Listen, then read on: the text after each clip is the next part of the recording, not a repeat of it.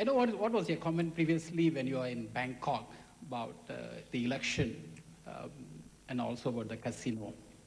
So now the situation is much different. There was a lot of improvement. Also next month there is going to be our budget news. I'm sure there's going to be a lot of goodies, if I'm not wrong. So is it a favorable situation we are passing through? I cannot tell you what the vote will be like in the next election. It's 3.5 years, no, 3 years since the last election. I don't know when it will be held. Maybe this year, maybe next year. It doesn't have to be held until 07. But it is the business of every government to make sure that it retains the confidence of the people in the next elections. Between now and whether it's this year, next year, or 07, it is unlikely that anybody can gather together a team that can say, we will do better than this government. What they can do is to say, this country needs a different voice. I will be that different voice. That's fine. Therefore, the job of the government is to carry on its good work, make sure that things are running well, and most important, make sure that in the next election,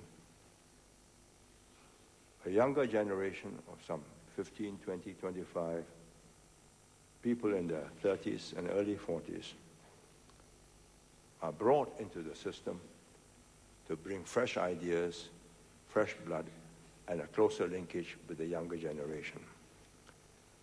Because at my age, I cannot adequately reflect, but I'll tell you what I think is good for Singapore.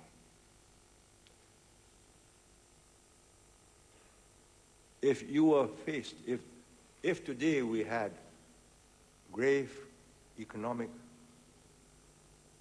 hardships, dire injustices,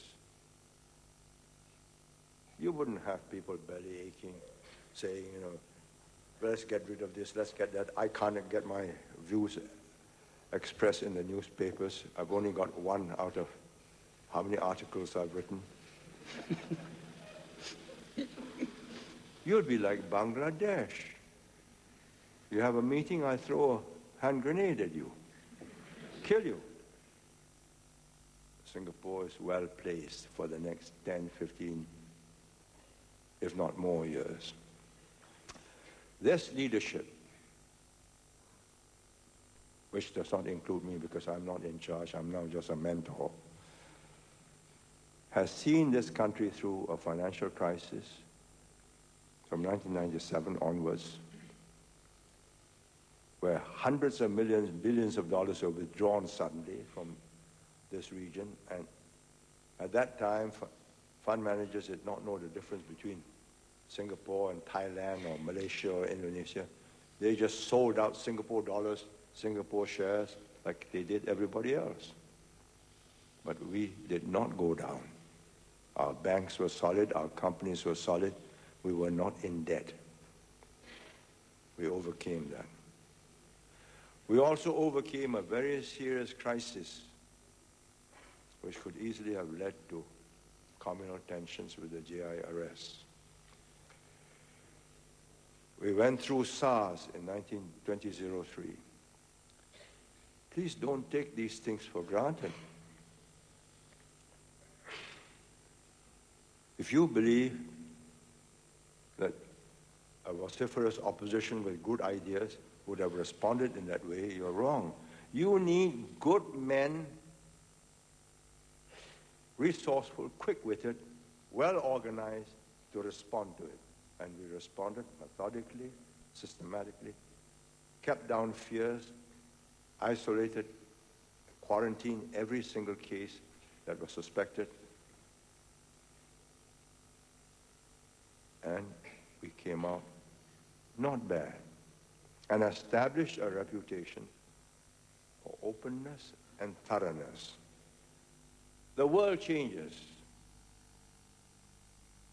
Supposing we had not responded to the challenge to our hub status as a container port, a whole industry and a lot of workers are involved in that. It's part of Singapore from its very beginning in 1918, our port. We lost 2 major shipping lines to a cheaper port just across the causeway.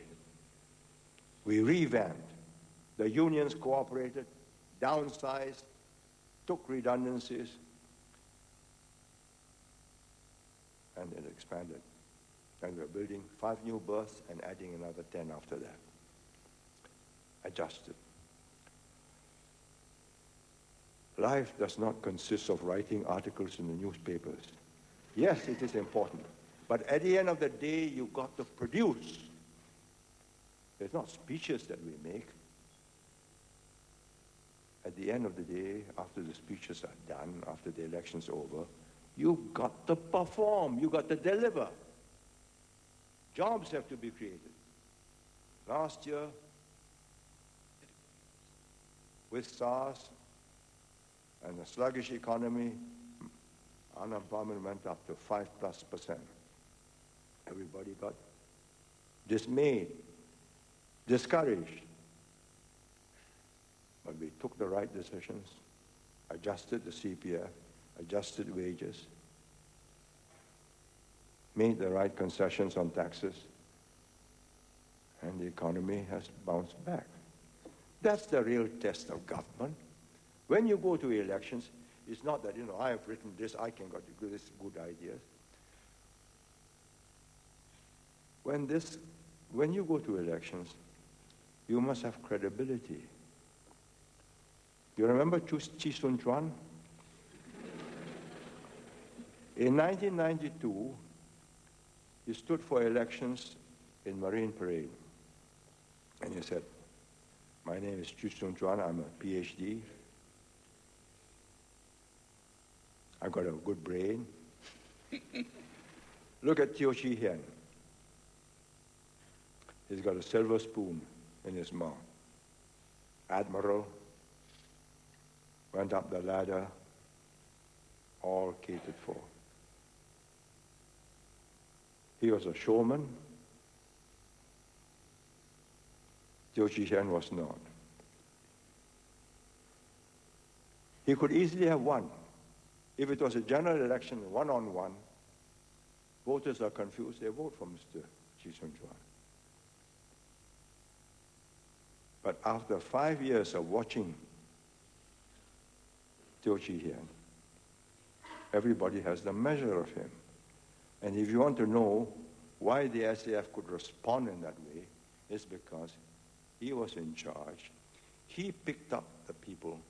He made sure that the people who were in charge of the LST were those who could speak Indonesian, not Malay, Bahasa Malay, but Bahasa Indonesia. They have attended courses in Indonesia, and the staff and command in Indonesia's Coast Squad, and they could operate. You need careful thinking, careful planning, and an organization.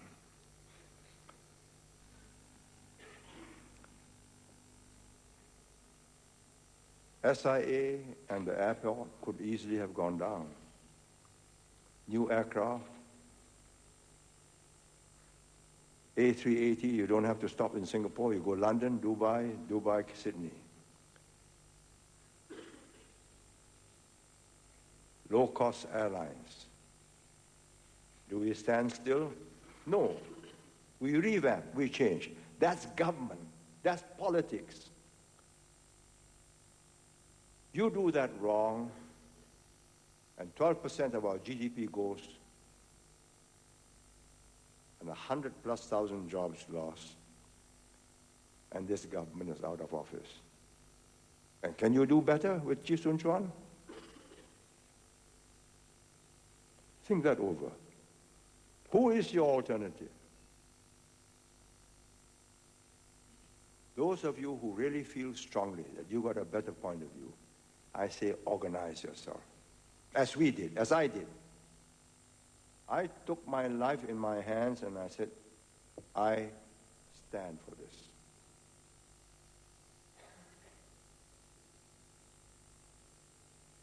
And when I met the Plan in Beijing in 1992, he was the communist leader underground here.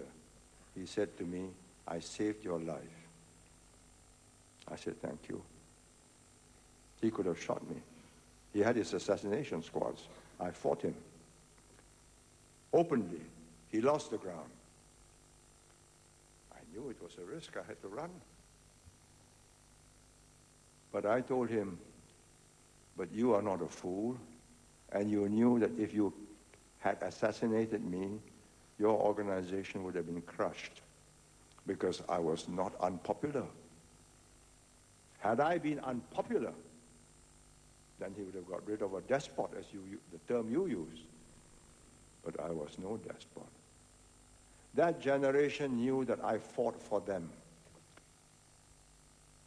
How old is your father? The man who used the word despot. How old is your father? Well, he would know. If he's 50 plus, then he will remember. You don't put your life at risk in order to be a despot. But in order to have your views heard, if you profoundly believe in this, if you have the passion, I say, stake your life, take on your duties, come out, put your program, slog it out. And you'll have to slog it out for at least 2 terms. You can't beat the PAP in the first term. You've got to get a seat in like Lo Tia Kiang or Chiam and stay there and gather steam. And you will find it's very difficult because we keep on gathering the able and the dedicated. That's how we stay in office, not by monopolizing ourselves, but by co-opting, incorporating, and moving forward. So, my message to you is a simple one. Remember how we got here. And before you make fundamental changes, make sure that your alternative is viable.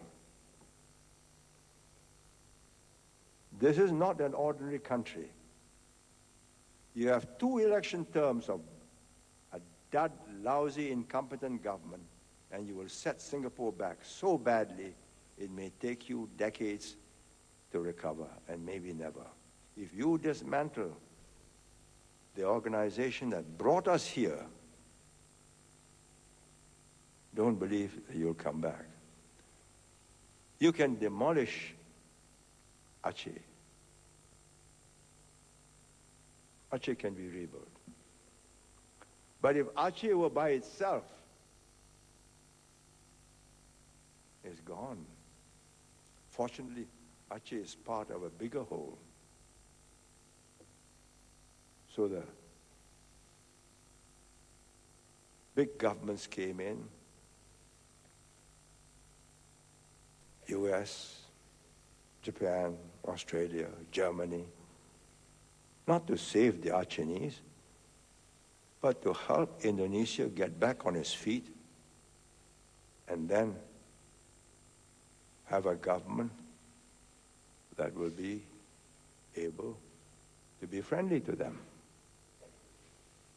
But if you're by yourself and Singapore is by itself, you damage Singapore, you are done. And please remember that. And the job of any government in Singapore, not just of the PAP, is to make sure that that doesn't happen. We have not built this to be destroyed. We are not stupid. We do study what's going on. We do understand what's happening. We do change. We continue to change. But we do understand that some of the limitations of this place do not change. Its size means its vulnerability, and that vulnerability can only be overcome by an extraordinary effort of will and organization. If we are just ordinary, we will fail. We have not failed because we are not ordinary.